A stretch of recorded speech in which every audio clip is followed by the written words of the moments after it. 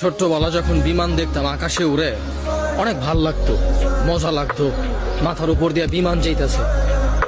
আর এখন যখন ওই বিমানে উঠছি তখন বুঝতে পারছি যে কতটুক যন্ত্রণাদায়ক এই বিমান। বিমান বাহির থেকে অনেক সুন্দর লাগে, ভিতরে বসলে এই বিমান মার কাছ থেকে সন্তানের আলাদা করে দেয়, সন্তানের কাছ থেকে বাবার আলাদা করে দেয়, বন্ধুর কাছ থেকে বন্ধুর আলাদা করে দেয়, ভালোবাসার মানুষের কাছ থেকে ভালোবাসার মানুষরা আলাদা করে দেয়, আত্মীয় স্বজনের কাছ থেকে নিজের আলাদা করে দেয়।